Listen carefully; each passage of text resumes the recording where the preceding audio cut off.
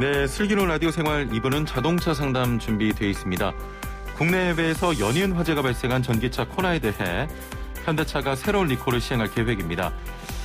지난 10월 한 차례 리콜 조치 이후에도 지난달 또 화재가 발생하면서 문제가 돼 왔는데요.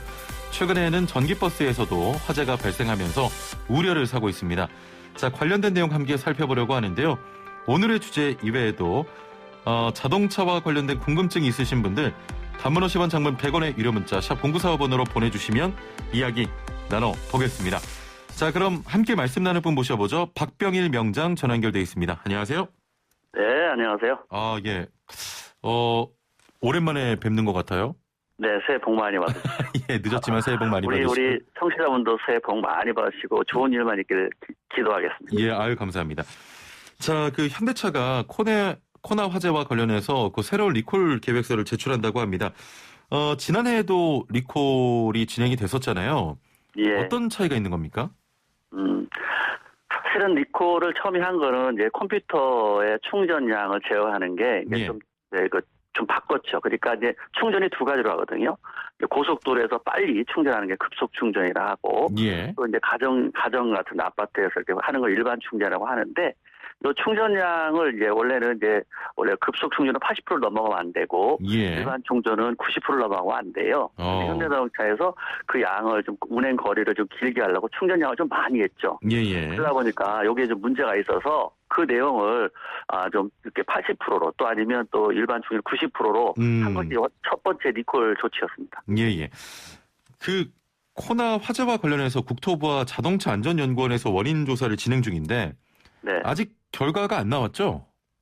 이제 그게 이제 아마 샘플 조사를 또 많이 해야 될 거예요. 아무래도 원래 충전량을 규정보다 많게 하게 되면 리튬 배터리에 거기 분리막에 손상이 입을 수 있어요. 예. 그동안에 이제 이슈만 배터리를 제어하는 장치만 리콜 하다 보니까 그동안에 흔히 말하는 멍들었던 배터리가 아무래도 과하게 충전이 됐다 보니까 그 배터리 분리막에 문제가 생기잖아요. 그러면 이제 지금은 확실하게 해결하려면 배터리 교체하고 또 충전량을 제어하는 장치도 급속 충전은 80%로 제한하고 아니면 또 일반 충전 90%로 제한해야 되는 거죠. 그러니까 이제 먼저 배터리는 교환하지 않고 그러니까 일반 보통 충전하고 급속 충전만 그것만 프로그램 바꿨기 때문에 일단 흔히 말하는 골병들은 배터리는 또 화재가 날 수 있는 조건을 갖고 있었죠. 그러다 보니까 아마 현대자동차에서도 이 배터리를 이제 교체해야 될 것 같다라고 해서 아마 돈을 아마 1조 정도 예산을 잡은 것 같습니다.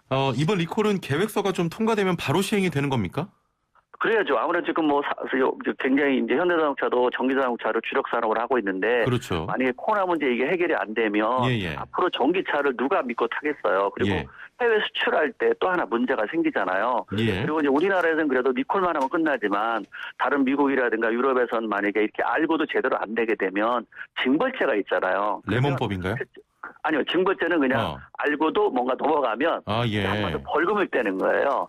그렇죠. 그렇게 되면 이게 워낙 그 액수가 클 수 있기 때문에 국내에서 먼저 조치하고 한마디로 피드백 받아본 다음에 또 하나의 어떤 방법을 찾지 않으면 어렵죠. 사실 전기차는. 왜냐면 BMW 우리는 화재 나가지고도 굉장히 힘들었는데 그렇습니다. 우리 국내 차가 이렇게 화재가 또 전기차가 나고 또 전기차의 앞으로 흐름이 전기차라고 하는데 계속 화재가 나서 여기 제어가 안 되면 누가 전기차를 사겠어요? 왜냐면 또 일반 일반 자동차보다 전기차가 비싸니까 사람들이 더 주춤할 수 있거든요. 그렇군요. 네. 일단은 리콜은 계획서가 통과되면 바로 좀 시행이 될 것 같고 이런 가운데 경남 창원에서 운행 중이던 현대차의 전기 시내버스에서도 화재가 좀 발생했습니다. 주행 중에 화재가 발생한 건 이 국내에서 처음 있는 일 아닙니까? 사실 전기차 배터리는 현재 쓰고 있는 리튬 배터리는 전기에서 충전 중이나 아니면 이제 주행 중에도 날 수 있는 조건은 다 가지고 있어요. 주행한다고 안 나고 정지할 때만 난다 이건 아니고요. 그 배터리 자체에 그 안에 한번 플러스와 마이너스에서 중간에 분리막이 있어요. 서로 합선되지 말라고 하는데 그러면 충전량이 달라지면 이 분리막이 깨져요. 그럼 플러스와 마이너스가 만나니까 그게 이제 한마디로 쇼트, 합선이 돼서 거기서 이제 불이 나고 폭발이 일어나는 거거든요. 그래서 그렇기 때문에 어떤 쪽에서 충전할 때 대부분 많이 났죠. 그런데 이제 운행하면서 날 수 있는 조건은 많이 가지고 있습니다. 아니 이게 걱정되는 게 사고 당시에는 승객이 탑승하지 않아서 인명피해가 없었지만 버스의 경우는 많은 분들이 좀 탑승하고 있을 가능성이 높잖아요. 그렇죠. 그래서 사고가 발생하면 피해가 굉장히 크지 않겠습니까? 그래서 이제 현재 뭐 다른 나라도 우리나라도 그렇고 이제 샤시 플랫폼을 바꾼다는 거 아닙니까? 왜냐면 예. 이 화재 나서 이렇게 하는 것보다 실제로 큰 충격 받았을 때 탑질이 크게 대형 사고 났을 때 배터리가 압축이 되면 배터리가 폭발할 수 있거든요. 예. 이런 거가 더 무섭다는 거죠. 그래서 지금 원래 기존 자동차 차체에다가 배터리만 실었는데 그 플랫폼 가지고는 아무래도 충돌 사고 나면 좀 불안하다 해서 다시 플랫폼을 만들어서 이제 제어하려고 하는 것 같습니다. 예. 지금 서울시만 해도 사실 거리에서 전기버스는 좀 흔히 볼 수 있는 상황 아닙니까? 그렇죠. 많이 나왔죠. 이제 전기차가 현재는 뭐 대세로 가고 있고, 예. 근데 이제 리튬 배터리는 예전에 우리 핸드폰 써봤지만 이제 통화를 오래 하면 이제 뜨끈뜨끈하잖아요, 핸드폰이요, 그죠? 예. 네, 마찬가지예요. 이 자동차 쓰는 배터리도 리튬 배터리이기 때문에 계속 충전을 돌아가게 되면 거기서 열을 받게 되고 또 그 안에 분리막이 깨지게 되면 화재도 날 수 있고 폭발할 수 있기 때문에. 예. 어떤 이 리튬 배터리는 쓰는 한 어쨌든 그 화재라든가 폭발의 위험은 있어요. 그래서 메이커에서도 요새 전 세계가 전고체 배터리나 황 배터리를 좀 개발하려고 하는데 전고체 배터리는 아무래도 2030년 정도 돼야지 아주 멀었네요. 나오겠다 하니까 그동안에는 리튬 배터리 쓸 수밖에 없거든요. 그러면 리튬 배터리에 대한 안전과 관련된 것은 정부나 기업이나 소비자가 그 내용을 잘 알고 조치할 필요가 있겠죠. 예. 저 전기차 보면 배터리가 좀 차의 아래쪽에 있지 않습니까? 네, 아래쪽에 있죠. 버스도 마찬가지인가요? 버스 마찬가지입니다. 그러면 혹시 워낙 배터리가 무거우니까 차체 밑으로 해야지 중심을 잘 잡을 수 있기 때문에 밑으로 갈 수밖에 없습니다. 그러면 이제 방지턱 같은 거 좀 넘을 때 그 배터리가 조금 충격이 가해진다면 위험하지 않습니까? 그렇죠. 그게 이제 지금 저번에도 어떤 몇 군데 차들이 있었는데 기존의 차는 차체 바닥면하고 한 25cm에서 30cm 정도가 높이가 있어요. 근데 전기차는 16에서 17cm밖에 안 되기 때문에 둔턱, 이렇게 방지턱이 넓은 데는 천천히 지나가는데 빨리 지나가게 되면 그 케이스가 깨지게 되고 그 케이스로 깨지게 되면 배터리까지 충격 올 수 있는 아주 단점을 가지고 있습니다. 그렇군요. 그 해당 사고도 배터리가 탑재된 쪽에서 화재가 발생했다고 알려져 있는데 전기버스 화재도 이번은 뭐 처음은 아닙니다. 기존에 운행 중인 전기버스도 좀 모니터링이 필요하지 않겠습니까? 그렇죠. 아무래도 그동안에 내연기관의 자동차 관련된 어떤 고장이라든가 이거는 그동안에 많은 피드볼에서 예상치가 어떤 고장이 난다. 몇 뭐가 문제됐다. 이런 거는 일반 누구나 다 많이 알고 있었지만 전기차가 나온 지 얼마 안 돼 있고 요새 이제 뭐 화재가 일어나고 마니까 그런 여러 가지 경험치가 좀 부족하잖아요. 그다음에 거기에 대한 전기차를 제어하는 알고리즘 문제도 아무래도 그 노하우가 전 세계적으로 좀 부족한 부분이 많기 때문에 앞으로 조금 더 세심하게 정부나 기업에서 관심을 가져야 될 거 아닌가 생각하고요. 또 소비자 또한 내가 충전량을 급속 충전은 80% 이상 하지 않는다. 일반 충전은 90% 이상 하지 않는다. 될 수 있으면 급속 충전보다는 일반 충전해야지 배터리가 안전하다라는 사실을 조금 이제 그 사람들이 알았으면 좋겠어요. 근데 메이커에서는 그 말을 못 하잖아요, 솔직히. 급속 충전하면 좀 아무래도 뭐 화재나 폭발의 위험이 있습니다. 됐으면 일반 충전을 하세요. 이 말하기가 좀 어렵잖아요. 무거운 말이잖아요. 그렇기 때문에 그렇게 되면 전기차가 나한테 좀 위험하나 이런 생각을 할 수 있기 때문에 메이커는 못 하는 거죠. 그렇다면 일반 사람들이나 어떤 뭐 기자님들이나 우리가 전문가들이 이런 얘기를 해줘야 되는 거죠. 관리하는 방법. 왜냐면 전기차가 단점만 있는 게 좋은 장점이 있잖아요. 환경에도 좋고 안 나고 여러 가지가 있는데 한 단점은 화재와 폭발의 위험이 있기 때문에 우리가 대신 환경을 생각하는 마음으로 너도나도 관리하는 방법에 대해서는 우리가 좀 솔직한 마음으로 서로 정보를 공유하고 알아야 되지 않을까 생각합니다. 알겠습니다. 좋은 말씀 감사드리고요. 지금 보이는 라디오 오시면 박병일 명장 전화 연결 중이지만 보이는 라디오 유튜브에 우리 박병일 명장 사진이 있는데 꽃받침 손, 이게 손을 턱에 이렇게 댄 사진인데 혹시 이 사진 아세요? 제가 잘 모르겠습니다. 밖에서 굉장히 귀엽다고 지금 하시는데 자, 보이는 라디오로 우리 박병일 명작의 꽃받침 손 확인 가능하고요. 자, 자동차 상담 받습니다. 단문 50원, 장문 100원의 유료 문자 샵 0945번으로 자동차 관련된 상담 고민 보내주시면 박병일 명장께서 바로바로 해결해 드리겠습니다. 먼저 9955번님께서는 환경 오염 때문에 전기차를 만들었는데 나중에 배터리 수명이 다한다면 그 배터리가 쓰레기로 환경 오염이 된다는 말을 들었습니다. 맞는 건가요? 라고 하셨거든요.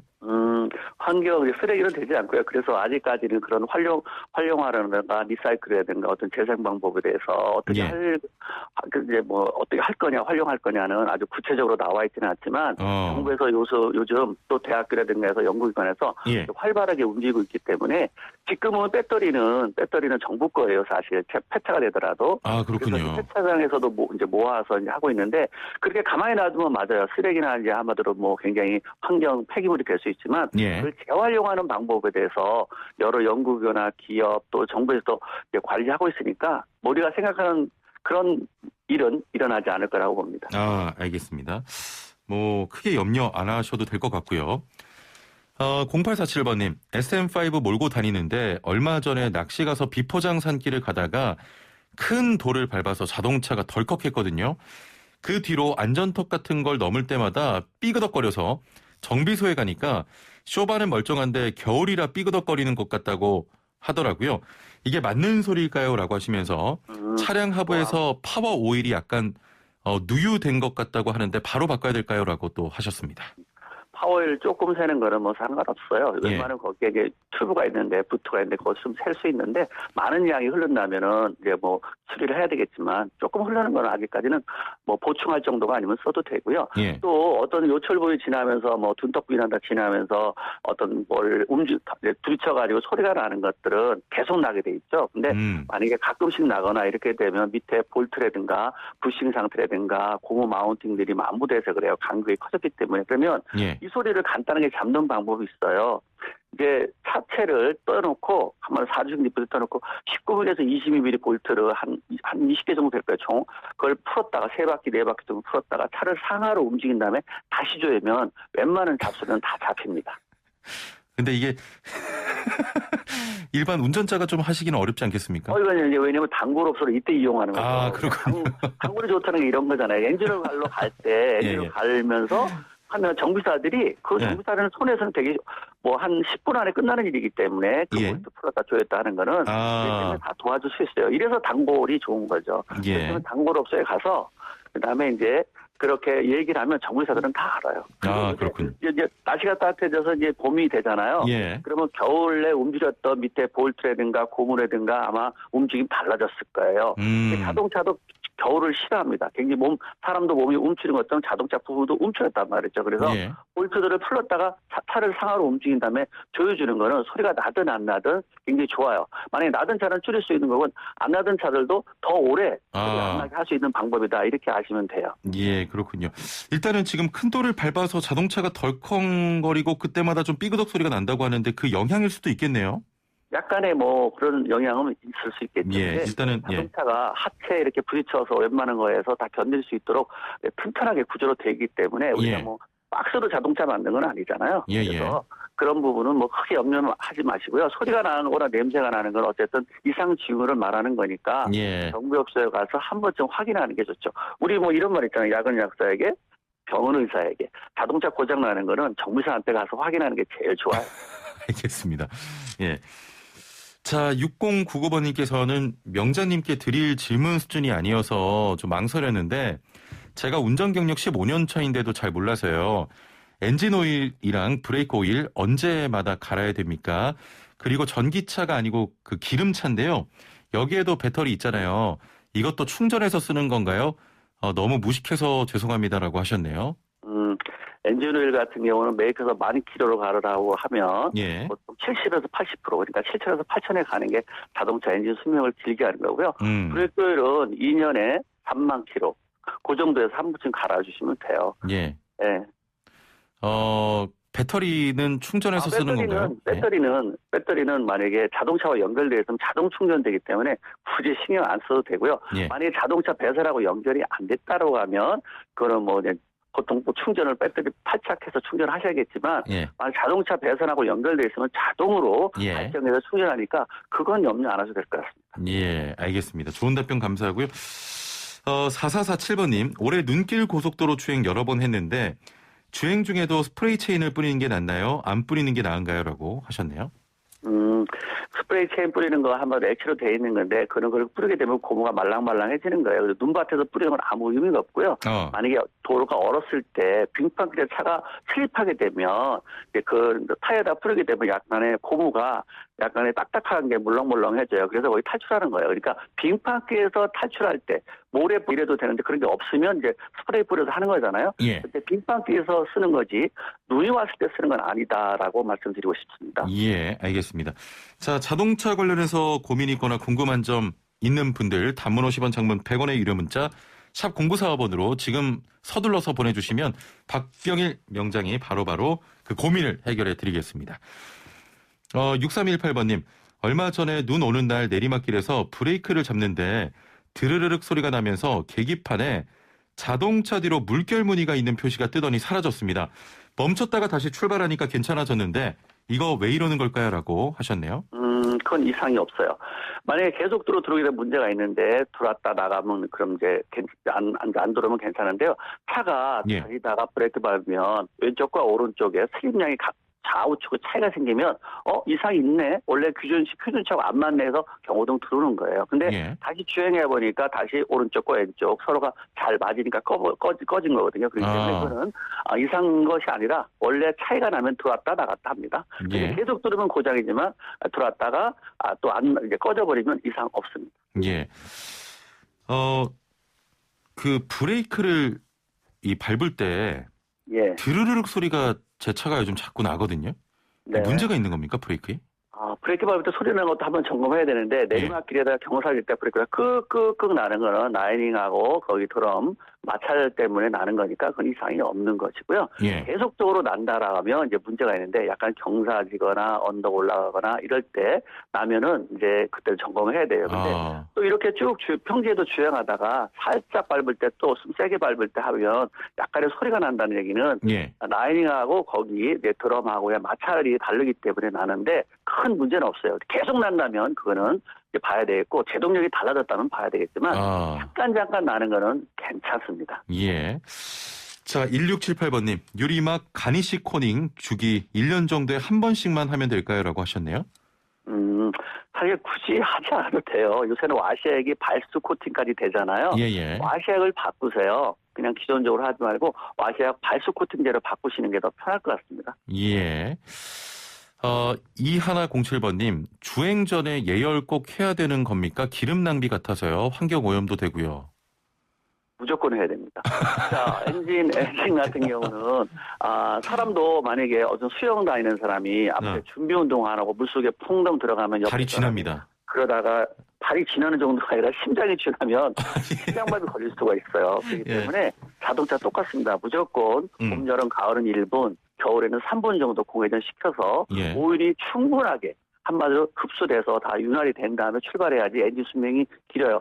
자동차 엔진 아침에 시동을 이렇게 워밍을 안 하거나 하면 만약에 100살까지 살 수 있는 거 70살까지 못 사는 거. 그러니까 한마디로 얘기하면 아침 시동 시에 워밍업만 하면 엔진의 수명의 30%가 없어진다. 이렇게 생각하시면 됩니다. 워밍업이 굉장히 중요하군요. 굉장히 중요합니다. 중요합니다. 다시 한번 그 몇 분 해야 된다고요? 봄, 여름, 가을은 1분, 겨울에는 3분 정도 꼭 하시기 바랍니다. 알겠습니다. 저도 안 하고 그냥 출발하거든요. 그다음 우리는 대신 엔진만 하잖아요. 미션도 해야 돼. 미션은 어떻게 하냐면 미션 워밍업은 처음 들어봤죠.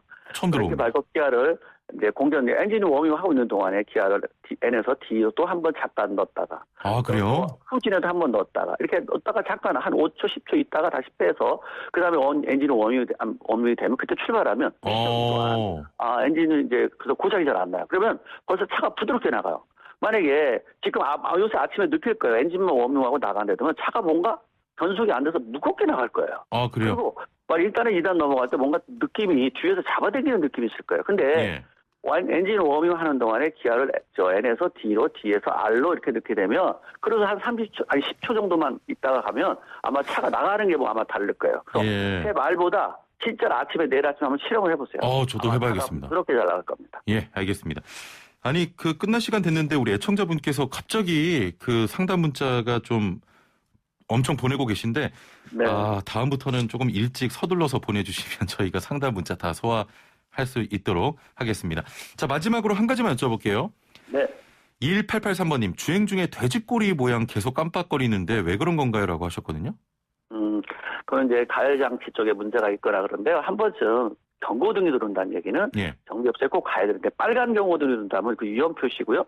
노란 경고등이 들어온다면 고장은 고장인데 나 아파요. 저 고장이 있거든요라고 알려주는 거니까 예. 운행 안 된 시장 없어요. 그렇지만 만약에 이제 경고등이 들어간다는 얘기는 아프다는 신호이기 때문에 정비업소에 가서 꼭 한번 진단 받아보시는 게 좋을 듯합니다. 알겠습니다. 자, 오늘 말씀 여기까지 듣겠습니다. 감사합니다. 네, 감사합니다. 네, 지금까지 박병일 명장과 함께했습니다.